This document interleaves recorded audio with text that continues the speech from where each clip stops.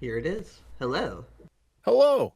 Welcome to the Society for Containment Fiction's Talking Confic. This is something I've been wanting. We used to have another show we did, a couple other shows, but they have been sunsetted, so this is the first edition of a new thing we're trying out here in the Society.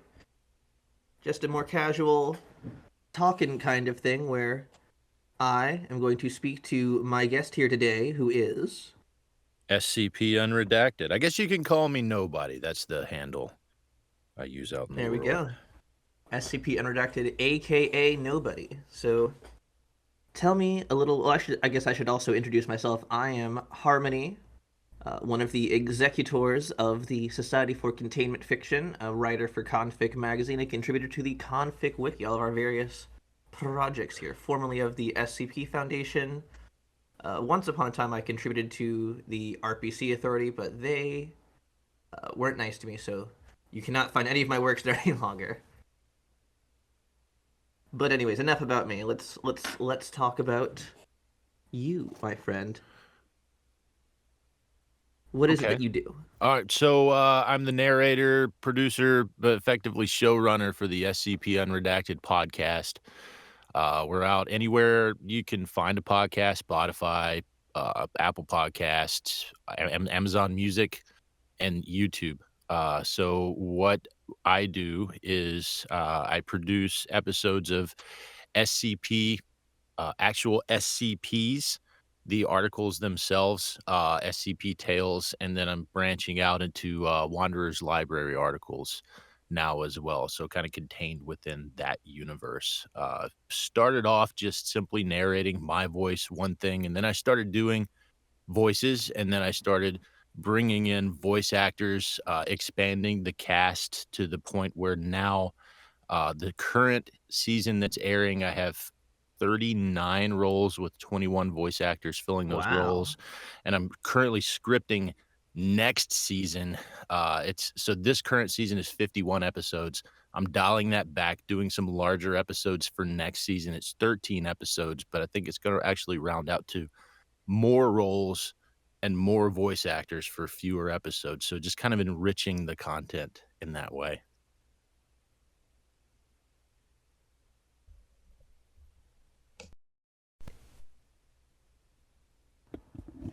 Sorry, I accidentally muted myself. That's really cool though. So I've seen the that you've been doing the Aphromus Long Journey, which is very cool to see anyone give that any attention because for the longest time, for years, I felt like I was the only one who read or cared about the those stories on the Wanderer's Library when it was in its more moribund state. So kudos to you for taking on that. It sounds like you've got quite the elaborate uh, process going on. Can you describe your creative process a little bit? How do you write these scripts? How do you put them together? What's your process? So I don't consider myself like writing the scripts. I just adapt them. So I'll from the very inception of an episode, whether I curate the episodes or their suggestions from patrons or YouTube listeners or wherever the idea comes from. So I'm going to do SCP 1234 and I'll put it on the list, and then I'll frame out what I want the season to look like based on the episodes, how much work I think they are. Like I said, I'm going from 51 to 13. It's going to be the same amount of work either way. These are just more complex. And so I'll frame those out. And sort of, I don't want to do um, three massively long, hour long episodes in a row and then have five, 3-minute skips. I don't want to do that. So I'll pepper them, distribute them across the season in a way that makes sense and doesn't bore people, or, it keeps people engaged, keeps the listeners engaged. And then the process that I'm in right now is going through the article, reading the article, feeling the ambience of the article, feeling how it should feel, how the voices should come together, and really just identifying the details. Is this character male, female, or something else? Is this, how are they interacting with each other? Can I do all of the voices, or do I absolutely have to bring in another voice actor? and I'll start making that list. And then for the characters that I identified need to be voiced by somebody else, I have to do a casting call. And so I have to write a character profile and a character sheet, because the majority of voice actors that come in for the show are not familiar with SCP at all. And so the other thing that I have to do is phoneticize words like thaumiel, words like antimemetics, words that don't exist in real life, only in the SCP universe. I have to tell them how to say those words. They don't understand the lore. They don't understand that there is no canon. All of the things that SCP fans and Wanderers Library fans know intrinsically, I have to translate in the script to someone who I have to assume has never heard this before, never seen anything about this before. So I'll script them out, excuse me, and I'll make it something that anybody can read in the context, and then I'll throw the casting call out there. And usually my casting calls last about 3 weeks, and I'll get a bunch of auditions in. I'll talk to the actors, I'll pick the actors, and then depending on how well they pick up the character, I'll either do some intensive directing or I'll say, "Yep, this is good." Throw it in the episode, and then yeah, mix everything together. Music is a big part for me, because I, some people do, some people don't. I feel music. Like, music helps me to understand and feel what's going on more than the things that people are saying. So I pay very close attention to the music that I bring into the episode. If it doesn't help, it goes away. And I spend a lot of time picking the right ambience, and then the background sounds. Is this supposed to? If I make it sound like these guys are on a spaceship with the spaceship engines kind of droning in the background, does that add to the effect? Does that add to the ambience? So there's a lot that goes The on. immersion. Right, the immersion and the sound design of the scene, and then picking out the appropriate sound effects. Are we ripping somebody's spine out? How squishy does that sound? How crunchy does that sound? So putting all of those sounds into it, and adding to the immersion, is another big part of what I put into the content. Very cool. It sounds like you put a lot of work and thought into making sure that these are as immersive and engaging as possible as far as you can create them. So, who are some of the folks that you've talked about? You mentioned your voice actors. So, who are some of the folks you've worked with for voice? Anyone from the SCP containment fiction community, or is it just folks you know, or fans of the show, or what's your pool of talent that you're drawing from here? So this is my first introduction to the SCP containment fiction community. So I don't know. I would have to look at the roster to see if I've worked with anybody from the community before. But authors, I've had a couple of authors self-insert. I don't think he would mind me saying Grigori Karpin has voiced a character in one of his episodes. From just the VO community, pulling in some exceptional voice actors. Amanda McKnight is like, for me, in my opinion, Amanda McKnight is like the SCP scream queen. There hasn't been a script that I've thrown her way that she hasn't not only just nailed with minimal, if any, direction, but she has this way of understanding what the characters are and knowing exactly what to put into them. I've never had a bad scene with Amanda McKnight. Kat Loveland, I'm working with a lot right now. Um, and I do have some fans. Tunnel Fox, the illustrious Tunnel Fox, has come in. He's an SCP fan. He was a fan of the show. He comes in, he says, "I like what you do and I want to be a part of it." And he's been great. So I just from all over, whether it's meeting new voice actors every season, I'll do a casting call on Casting Call Club and bring them in. And sometimes this is their introduction to the SCP universe, and now they're hooked on SCP because they got into it through voice acting on my show. So it really is a mix of everything. Very cool. And I've seen you say in some of your public statements that the point of your show is to make content from SCP more accessible to people who might not be able to read or might not know where to start or might not, for various reasons, not have the same access or the same ability to consume it in the written form as someone else might. Can you go into that a little bit more? Where does that motivation for you come from? What makes that an animating force for you? Sure. So mental health and is very important to me. My daughter is mentally disabled, and part of the effects of her disability is that she's not able to read very well. She's learning, but it comes very slow with great amount of difficulty.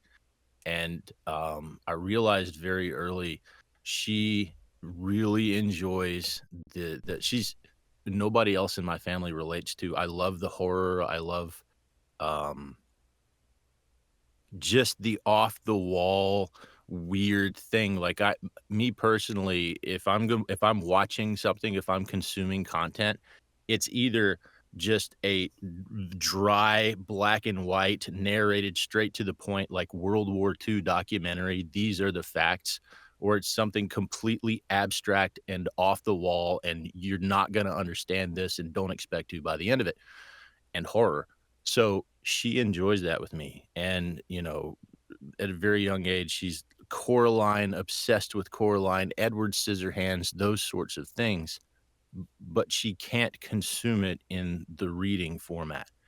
So part of my motivation is I know she's not the only one out there like that. So I'm creating content like this for people who that,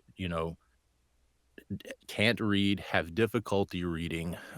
There are people with disabilities out there who a large part of just their existence in the world and really their only relationship with the outside world is somebody enriching their life with content like this, whether it's in the form of, sitting next to the bed reading to them, or playing content like this over, YouTube or something like that. There is a great amount of fulfillment for me in knowing that even if I've just enriched one person's life with that content, I've done what I'm here to do. So that's the big motivator for me. Uh, Second is literacy. For that reason, literacy is incredibly important to me. It really, there's a lot of discussion about diversity. There's a lot of discussion about marginalized segments of society, whether we're talking about your race and ethnicity, whether we're talking about income disparity, whether we're talking a lot of different things. One thing, it doesn't matter what race or ethnicity, it doesn't matter what your income level is. If you can't read, you're screwed. If you can't read, there's not a lot of help for you out there. So there is help. And I contribute to those charities that promote literacy. There is help. But if you cannot read, that is one of the hardest things there is to overcome in society today, I believe. So the content in the SCP community, in the Wanderers Library, in these wikis communities, it's created by, for the most part, the vast majority of the authors that are on these sites are very young people. Talk about Rounder House. Rounder House just turned 20 years old. A lot of those authors are in that age bracket and they're creating this incredible content, or they're on the verge of creating this incredible content. And that incredible content is enticing to their peers to read. Like if you're a young adult and you see, oh, this was written, this amazing thing was written by somebody that's my age. It's engrossing. You're relating to the creator. And if I can encourage these young creators, teenagers, young to mid 20s to Want to read? not necessarily even to want to read, but to write the content and bring in more people, because the SCP content, because of the process by which it's written, we don't. I don't write. I'm not part of the writing community, and there's intent behind that. But the content, the way that it gets to the wiki through the process of drafting and greenlighting and critiquing and making it better, it's typically better quality content and a step up from, 4chan, a step up from the single serving stuff, and it encourages people to expand their vocabulary. It encourages people to challenge themselves a little bit in their reading. So, in the process of the authors getting better, in the process of the people who are reading it getting better at reading, um, bringing people into this community, I think, only helps people to grow when it comes to literacy, both on the writing and the reading side. I agree, and I think it's really cool that you have such a real. It sounds like you have a really personal motivation driving your creative force, and that's awesome to see because there's a lot of folks out there who are just making SCP content. I know that there's been a lot of controversy in the YouTube scene over people trying to monetize SCP, just exploit it to make a quick buck with cheap animations or cheap what have you. So to hear that you've got such a really personal driving force that seems to be, you know, from more altruistic motives than how can I squeeze as much money out of this as possible, Right, I and think that's wonderful. don't take me wrong. Don't take it the wrong way. I want to make money, and I have, the framework set up. I have ads on my YouTube videos. I'm not going to turn them off. I have a Patreon set up. I have a Ko-fi, is that how you I don't know how you even say I that. have absolutely no idea. Yeah, I I have think one of those. Ko-Fi. Yeah, I have one of those. I sell audiobook versions of some of the series that I do. I am set up to make money. So don't take me the wrong way. I do want it's not 100% altruistic. That is my driving factor. If I didn't have that motivation, I don't think I would keep doing this through some of the it's difficult sometimes to get this done. I don't think I would keep What are some doing of the difficulties that you've encountered when creating this sort of content? it. Just my having 51 episodes in 13 weeks is a massive undertaking. And so at the same time as I'm doing this, I also have a full-time job. I work usually 50 to 60 hours a week anyway. And Jeez. so I'm putting this together on the weekends, on my off time. I'm using my paid time off to take a week off or 2 weeks off to finalize scripting. Like right now, it's Saturday. This is my day off. I've already spent half the morning scripting or preparing to script 13 episodes.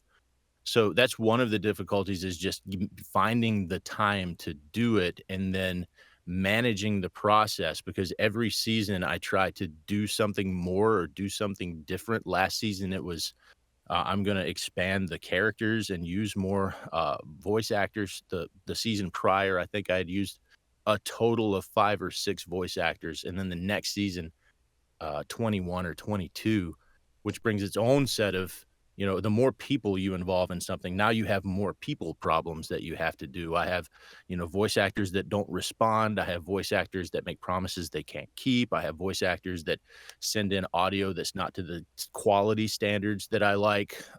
Voice actors that, they start strong and then they don't finish strong. Voice actors that take a lot of direction. Voice actors that ad lib and add things to the script that aren't supposed to be there, and then you have to reaccomplish the recording.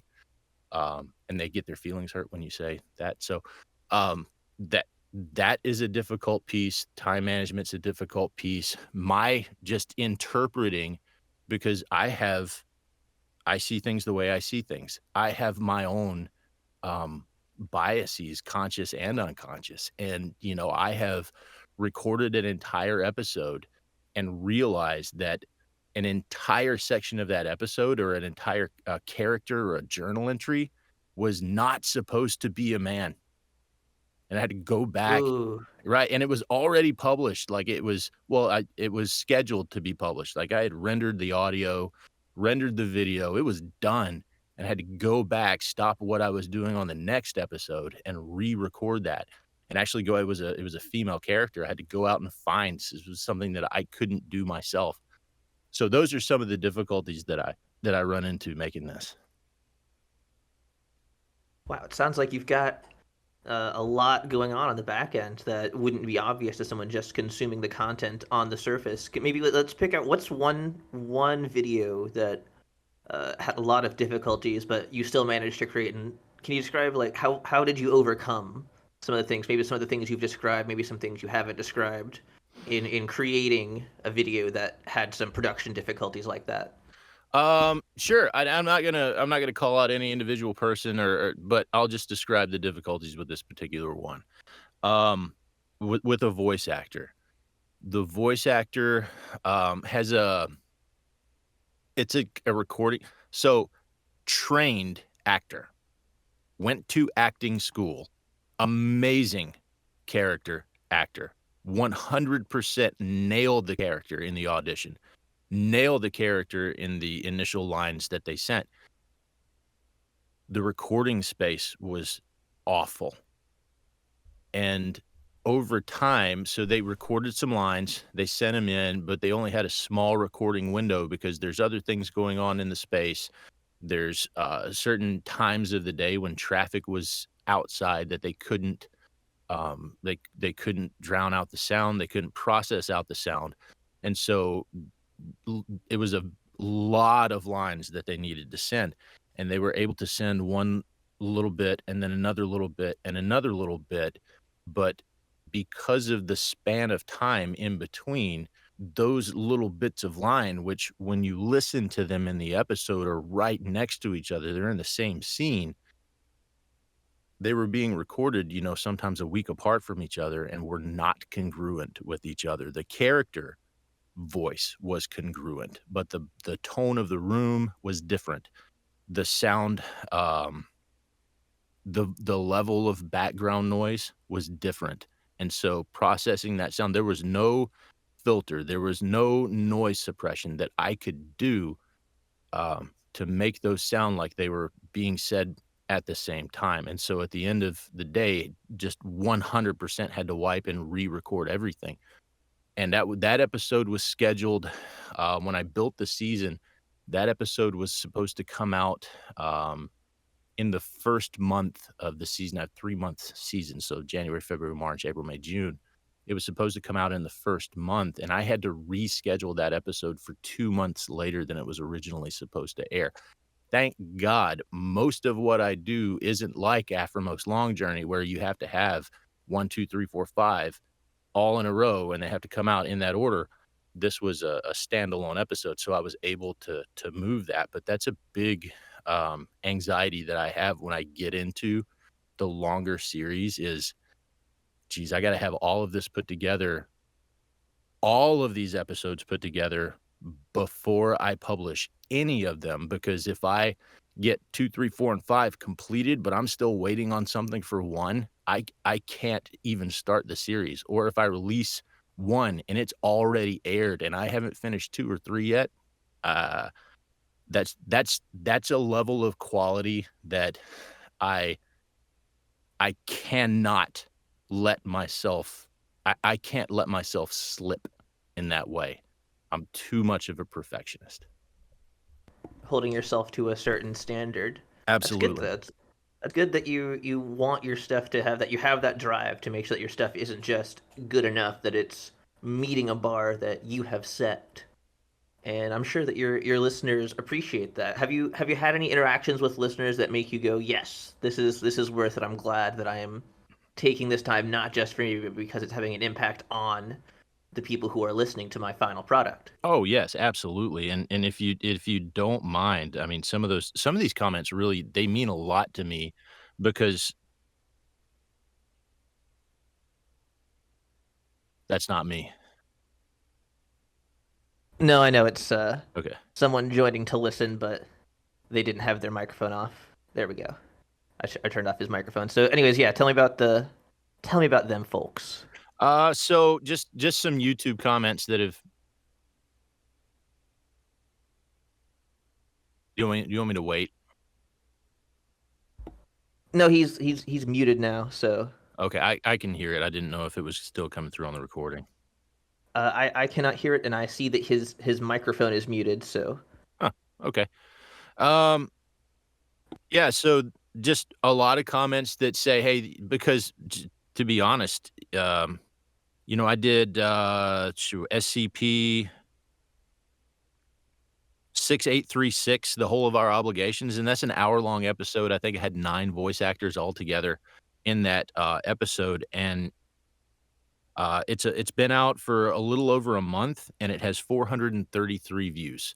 So, a lot of work went into that, and it doesn't have a lot of exposure. It doesn't have a lot of coverage, and so, uh, I get a lot of comments along the lines of, "This should have a lot more views."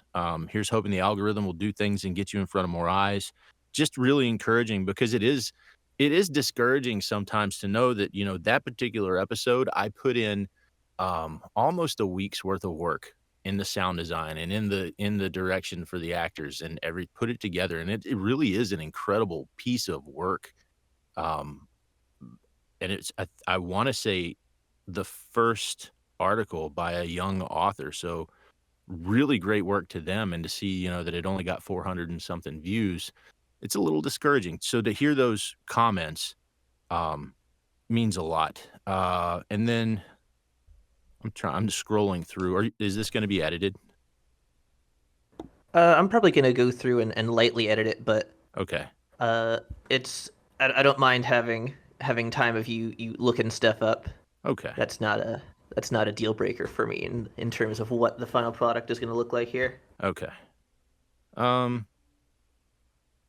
But I can fill in any airtime we've got. I know that I've been listening to different SCP vocal creators throughout the years because I've been involved in SCP stuff and containment fiction stuff since 2012 or so. And I know that the Volgan has always been one of the longest serving names, and I think someone who has served as an inspiration for a lot of people over time. Is there any? Have you ever interacted with Volgan or anyone else who creates content like that? And what if some of your actions have they also encouraged you in addition to not just your viewers, but have you gotten it from your peers as well in this scene? yeah, sure, absolutely. So I actually just, interacted with the Volgan a couple of weeks ago, because he is an inspiration to me, just to see, like, what he's doing and how he's managing things, and, I joined his Discord server because that's something else that I wanna be prepared for. Right now I think across all the platforms, I'm at just below 6,000 subscribers.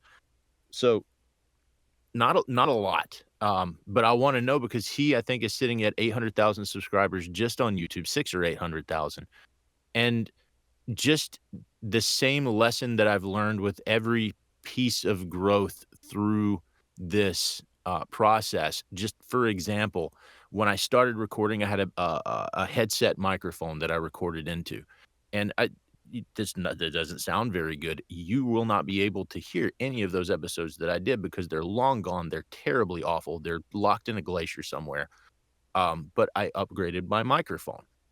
And so I started with a headset, and then I went to a Blue Yeti. So upgrading your microphone comes with different sets of problems. The headset microphone I was using didn't pick up room noise the way that Blue Yeti did. And then, I had a sort of a windfall, and I said, "You know what? I'm gonna go for it," and I bought the microphone that you're listening to me on right now is, the Sennheiser MKH416. Ooh, Sennheiser, Yes. yes. Yes, and that Sennheiser MKH416 I can put this microphone in my mouth and growl, and it will take every bit that I throw at it, but it is absolutely unforgiving when it comes to mouth sounds. And so I've just the adjustments that you need to make for growth over time. I have to take dairy completely out of my diet for the entire day before I plan to record, or else you're gonna hear me smacking into the microphone. It's unforgiving when it comes to that. So Oh yeah. I all of the I, I want to say that I know that from my own time working in radio that the Sennheiser mics they're great for picking up sound quality, but like you say you really have to manage your mouth noises, manage what you eat, manage the moisture level because otherwise you're gonna be I don't want to make a slappy choppy noise into the mic, no. but yeah, Yep, you know what that's about. mouth discipline, diet discipline. Now the water that I bring into the booth with me has some kind of citrus in it, usually lemon juice, just to keep it just to keep the mouth sounds down. So there are with growth comes problems. Getting a better microphone, you realize you have better microphone problems. And so going from 6,000 subscribers to 600,000 subscribers overnight is my worst nightmare because I'm a slow growth kind of guy because I know I'm going to recognize those problems. I'm going to realize those problems. I don't know if I have bandwidth for 600,000 subscriber problems right now. So I joined the Volgan's Discord server. How does he manage 600,000 subscribers, 40,000 subscribers just on a Discord server? How does he manage his merchandise for that number of subscribers? How does he manage his audience interactions for 600, 800,000 subscribers? How does he do that? And I joined, other creators that are outside of containment fiction space, SCP space. Sweet Anita. I watched Sweet Anita and how she and her team managed her audience interactions like a hawk. What are you doing? How are you talking to your listeners? How are you dealing with, because I think of all of the creators that I watched, Sweet Anita has more negative interactions, more unwanted negative interactions with her fans. How does she deal with that? How does she deal with the what do you call that when people like imagine they have a relationship with you and Parasocial, the there parasocial it is. relationship. How does she manage the negative parasocial relation? How does she manage parasocial relationships? How does she work within the healthy boundaries of that in order to maintain a positive relationship with her fan base? Because we're creators and fans have a sort of expectation for interaction and discussion and, taking their thoughts into consideration, but also at the same time, creating clear boundaries that don't let those parasocial relationships, or especially the negative comments and the negative interactions, affect your mental health. And that was the big point. I said, well, actually, I communicated with Volgan a couple of weeks ago. It was the big point that he made.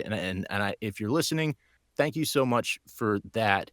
I really took it to heart, the advice that he gave me, because I asked him, how do you deal with that kind of growth? How do you deal with those kinds of problems? What am I not even thinking of that's coming in the future if I continue to grow the way that you did? And he basically told me, if it doesn't make you happy, don't do it. Figure out what makes you happy. Create a plan, make your goals, create a plan that gets you to those goals, and pay attention to your mental health and your general state of happiness throughout the process. And if it doesn't make you happy, really take it into consideration if it's something you should be doing.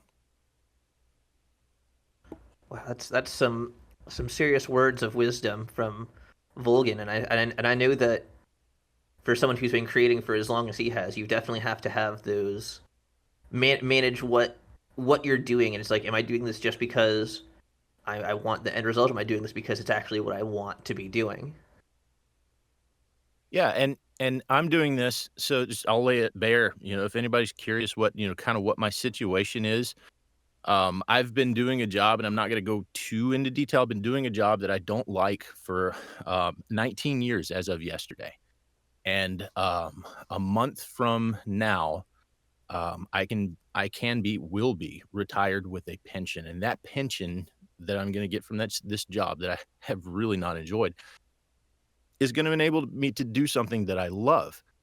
My background is 22 years ago. What was I doing on 9/11? I was a radio DJ locked down to the board, watching the news, narrating all of these events as they were happening.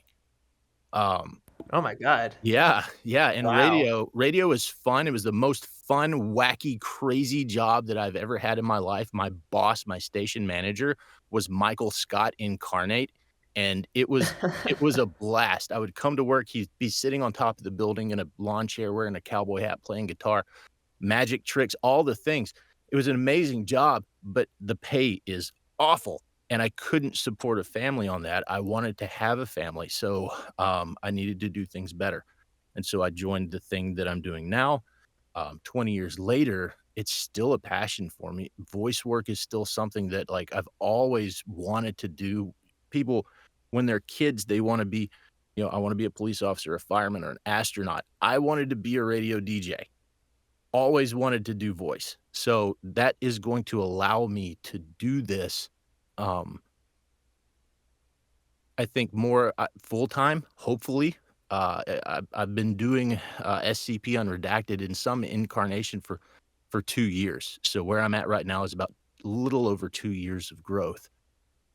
And everything that I've ever read for podcasts and YouTube channels said that you don't even really start growing until your third year.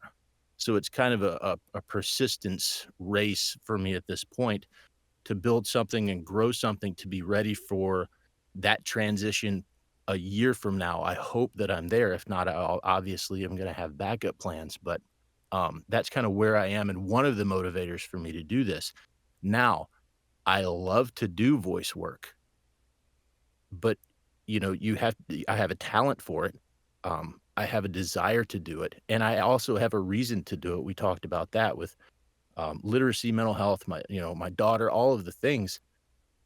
So to me, that is a perfect mixture of the universe telling me you should be doing this in some form. The feedback that I get, we were talking about, are there any comments? Where I really am surprised, and I feel like I'm the most successful is in the author community. One of the things that I strive to do is to make this immersive audio experience, but try to do it in a way that meets the author's original intent of how this article or this tale or this piece was designed to be. I don't think I've gotten any negative feedback from any of the authors. And I actually just I've gotten to the point where I had someone approach me and say, "Hey, there's an author whose birthday is coming up." And we actually made an SCP Unredacted episode of their article for that author's birthday. Oh, that's wonderful. Yeah, and it felt really good to be able to do that because it was a young author, who hadn't had a lot of offsite content made from their content.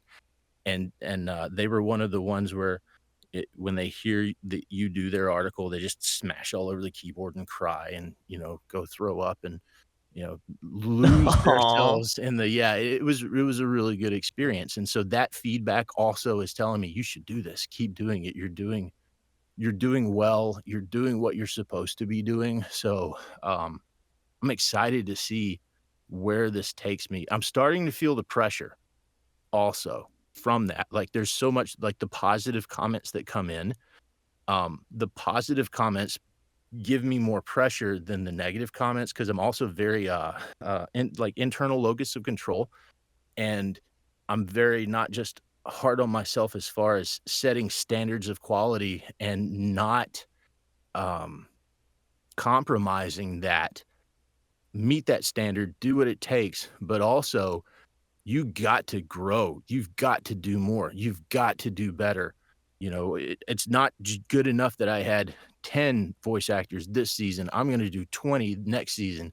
And I did 20 last season, so I'm gonna bring them in and maybe build like an ensemble cast. So these particular individuals like get more intimate with the characters and the scenes are more immersive.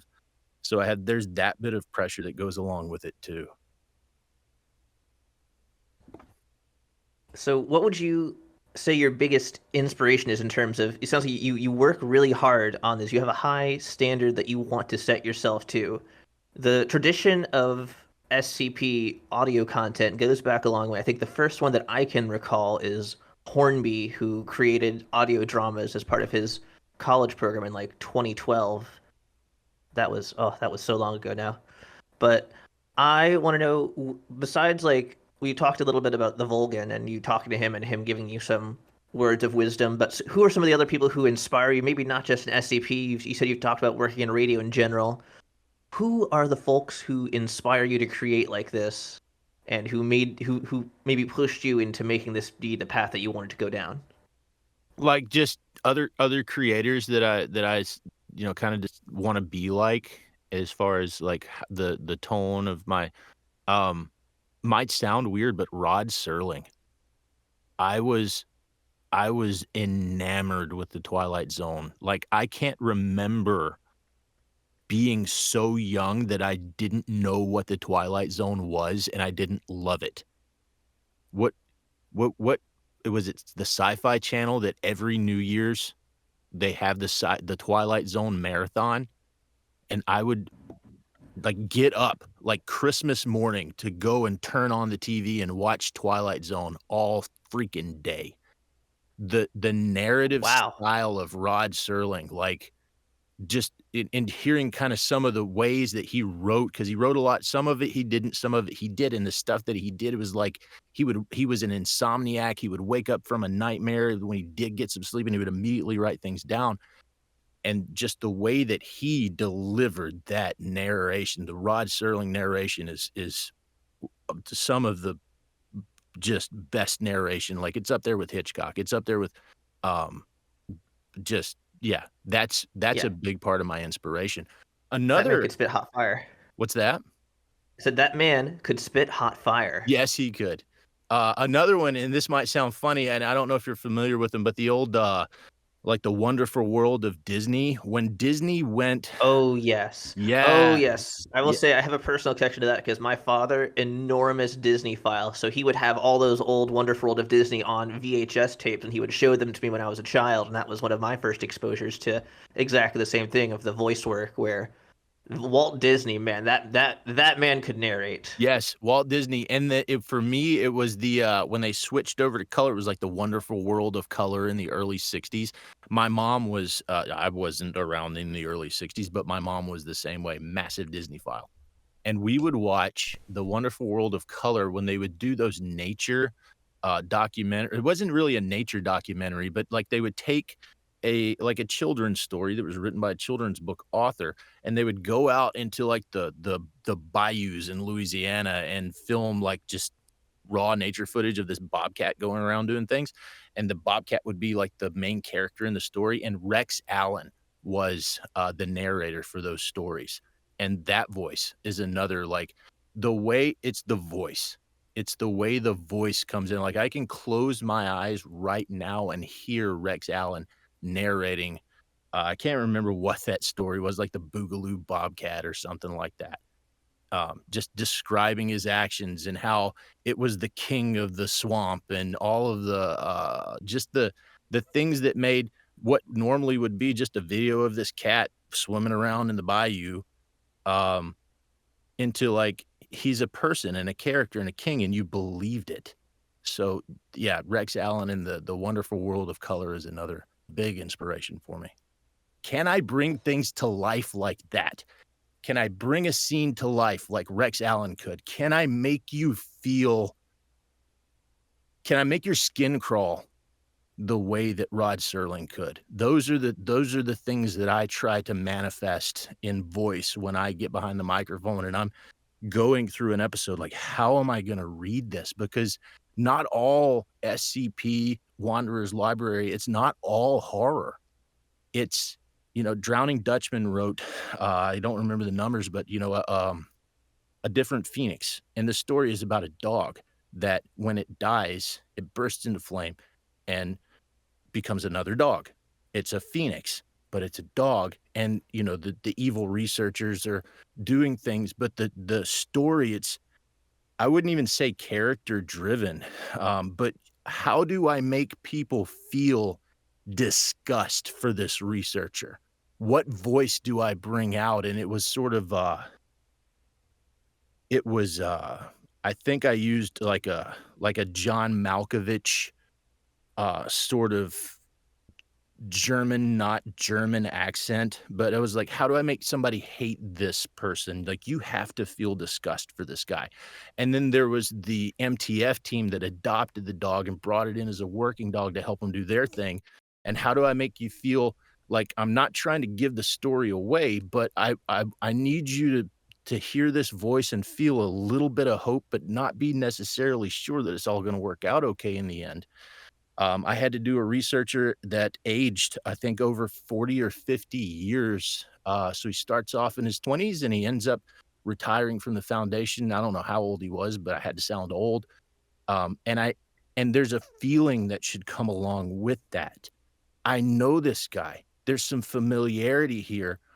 He's not a different person. He's the same person, and he grows and he starts to understand more about how this anomaly works and how we really should care for it in its containment, in order to keep it contained the appropriate way.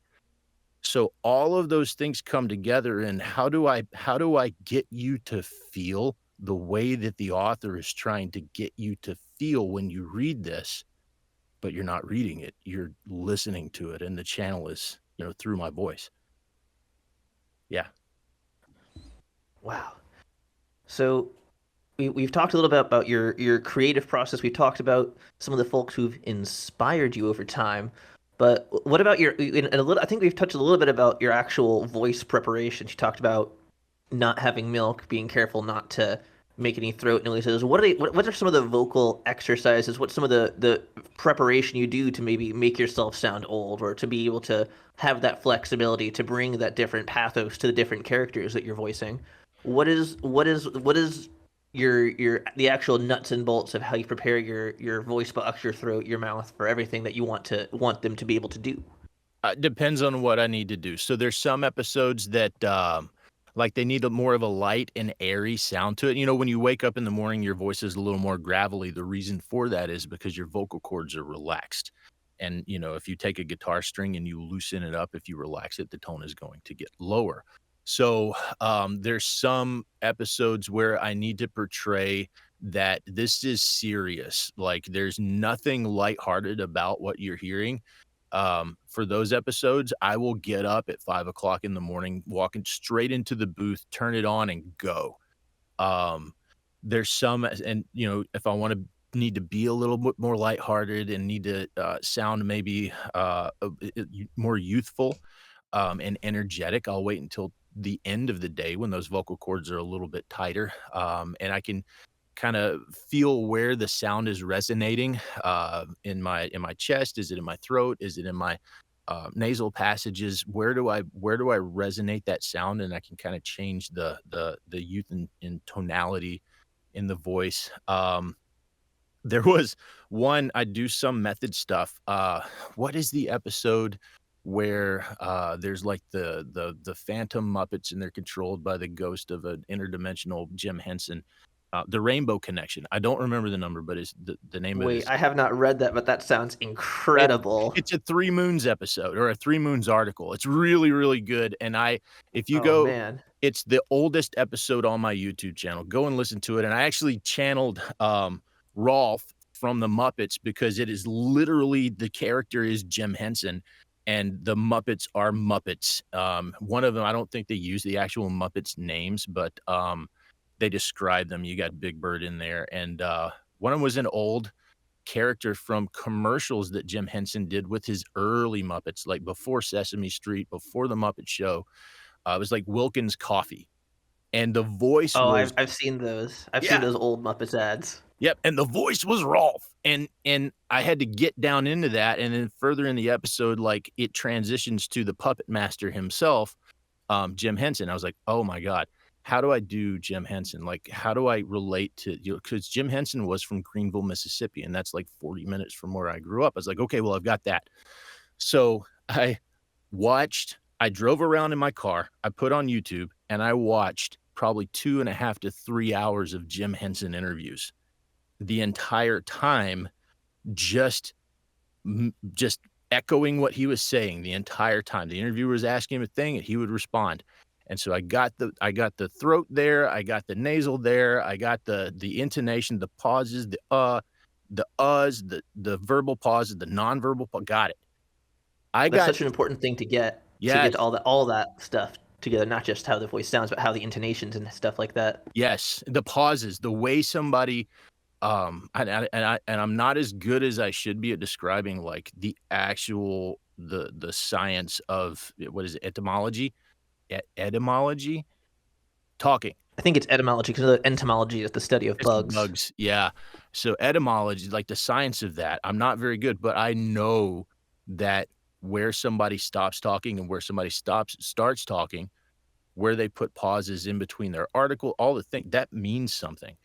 And I got stuck in Jim Henson for 2 weeks after I recorded that episode. I walked around saying, well, I think like everything. I was like, I gotta get out of Jim Henson. And I'm married. My wife was like, you gotta stop. This is you gotta stop with the Jim Henson. I'm like, I'm not trying to do it. I just put so much into learning this.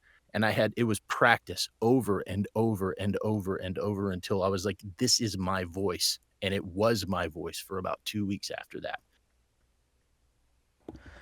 Wow, that sounds like a lot of work to go into it. That's an impressive level of dedication to your craft.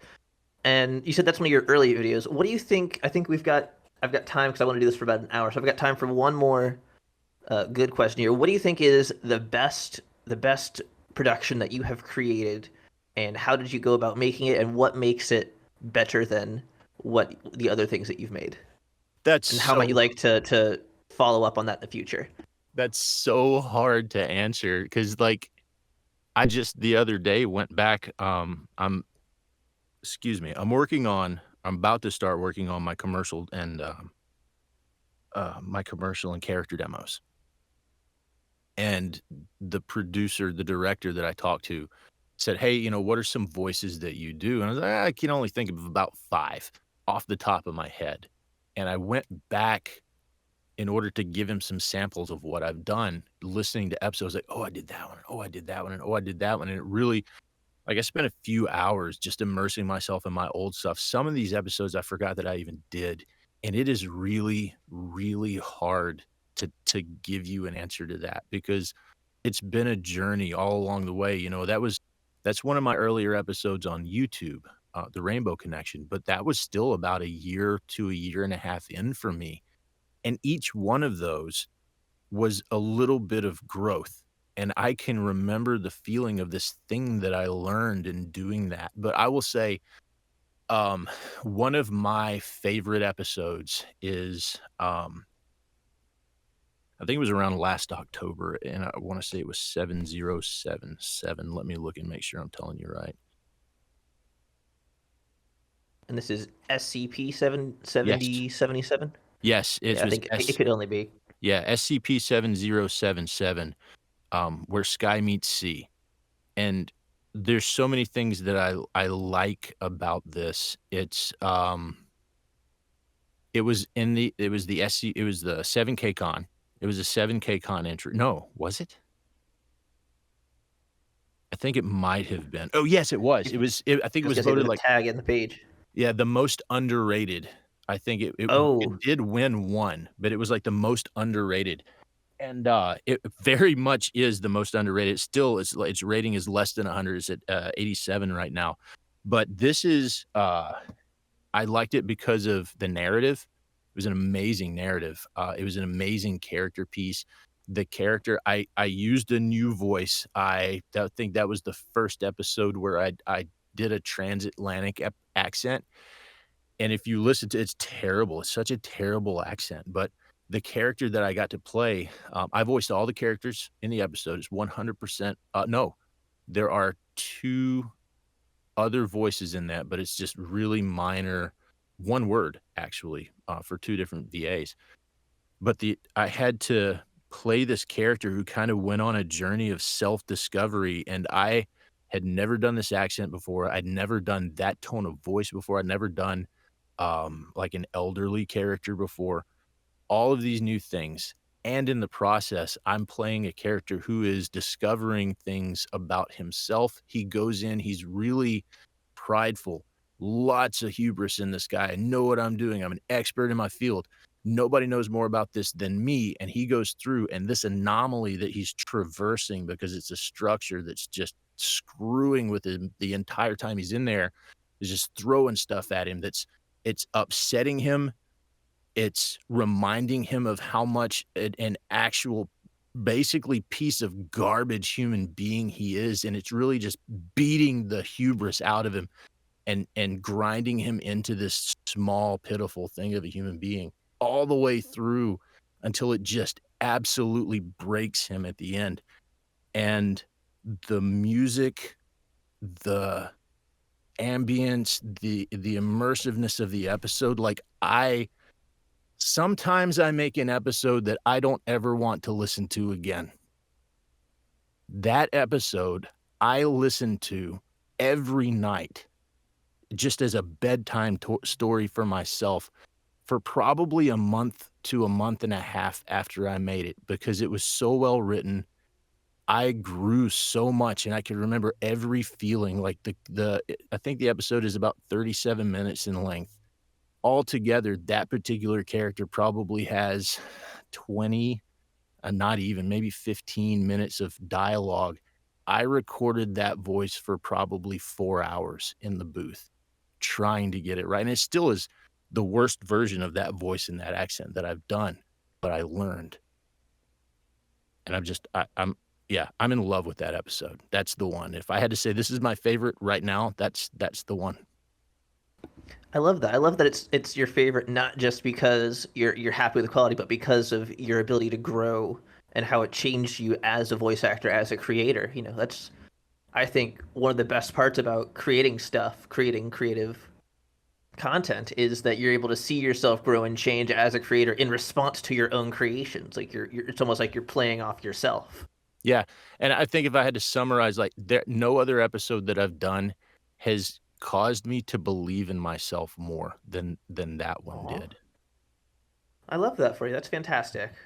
Well, I think that's a terrific note to go out on. Thank you so much for coming in and talking to me today. I really appreciate your time. I really appreciate your input. I really appreciate the stories that you've shared. You've given me things to think about and how I create my own content. So thank you for that. And is there anything you want to say before we wrap this up here? Yeah, if you haven't read something today, go out and read something today. If you haven't written something today, go out and write something. I don't have the talent it takes. I say in every episode, I don't have the talent it takes to write a skip. All I do is read. The original authors are the real creators. So go out, write something. I might read it someday. I look forward to reading everything that you guys write. Thank you so much for joining me today, for coming to talk. This has been Talking Confic, and I hope you have a great rest of your day. You too. Thanks for having me.